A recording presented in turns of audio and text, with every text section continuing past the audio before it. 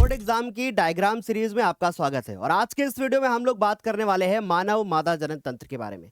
सबसे पहले हम इस वीडियो में आपको चित्र बना करके स्वयं दिखाएंगे कि आपको पेपर में चित्र कैसे बनाना है। उसके बाद हम बात करेंगे उसके एक एक भागों के बारे में और फिर हम इसी तरीके से एनिमेशन के माध्यम से समझेंगे कि मानव में मादा जनन तंत्र का क्या रोल है और किस प्रकार से निषेचन की प्रक्रिया पूरी होती है। तो चलिए सबसे पहले हम चित्र बनाना सीखते हैं। आ गए हैं हम ब्लैक स्क्रीन पे और यहाँ पे हम आपको चित्र बना करके दिखाने वाले हैं। तो चलिए हमारे साथ चित्र बनाइए।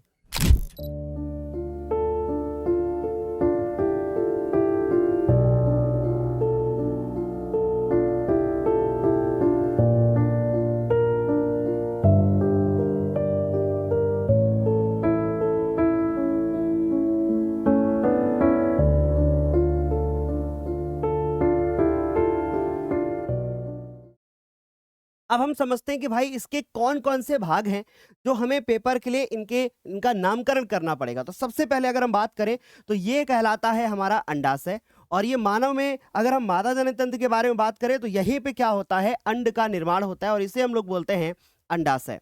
और ये जो अंडाशय होते हैं बहुत अच्छे से समझिएगा, इसी में अंड का निर्माण होता है। ये जो आपको एक ट्यूब दिखाई दे रही है, पतली सी एक नलिका दिखाई दे रही है, इसे कहा जाता है अंडवाहिका। और ये अंडवाहिका एक ऐसा स्थान होती है जहां पर निषेचन की प्रक्रिया कंप्लीट होती है। निषेचन क्या होता है वो अभी हम चित्र के माध्यम से समझेंगे। फिर उसके बाद बात करें तो जो आपको ये उंगली जैसी आकृतियां दिखाई दे रही हैं इसे कहा जाता है झल्लरी। और ये झल्लरी के माध्यम से ही ये जो अंडाशय होते हैं जिनकी संख्या 2 होती है ये जकड़े हुए होते हैं। राइट, आगे बात करते हैं जो आपको ये गुंबद जैसी संरचना दिखाई दे रही है और ये पूरा जो आकृति आपको दिखाई दे रही है इसे कहा जाता है गर्भाशय। फिर इसके बाद बात करें जो ये एक सकरा सा यहाँ पे रास्ता जैसा दिखाई दे रहा है इसे कहा जाता है ग्रीवा। और उसके बाद ये जो आपको नीचे का हिस्सा दिखाई दे रहा है इसे कहा जाता है योनि मार्ग। अब बहुत अच्छे से हम इसको समझ चुके हैं। एक बार हम फिर से रिपीट करते हैं। यह है अंडाशय जहाँ पे अंड का निर्माण होता है। यह है अंडवाहिका जहाँ पर निषेचन की प्रक्रिया कंप्लीट होती है, मतलब यहीं पे शुक्राणु जो होता है वो अंडाणु के साथ में मिलता है और यहीं पे निषेचन की प्रक्रिया को कंप्लीट करने के बाद युग्मनज बनाता है और युग्मनज को अंग्रेजी भाषा में जाइगोट भी कहा जाता है। फिर उसके बाद बात करें तो ये जो बीच का हिस्सा दिखाई दे रहा है ये गर्भाशय है, इसी के अंदर जो है गर्भधारण होता है। राइट, उसके बाद ये पतला सा सकरा सा रास्ता है ये ग्रीवा कहलाता है और ये रास्ता आपको योनि मार्ग आपको दिखाई देता है। अब हम इस पूरी प्रोसेस को एक एनिमेशन के माध्यम से समझते हैं ताकि हम इसको बहुत अच्छी तरीके से क्लियर कर पाएं। तो ये आप यहाँ पे देख रहे हैं गर्भाशय और उसके बाद अगर हम बात करें तो ये दोनों आपको जो दिखाई दे रहे हैं इन्हें हम अंडाशय कहते हैं। ये जो पतली जैसी उंगली जैसी संरचनाएं दिखाई दे रही हैं इन्हीं को हम झिल्लरी कहते हैं।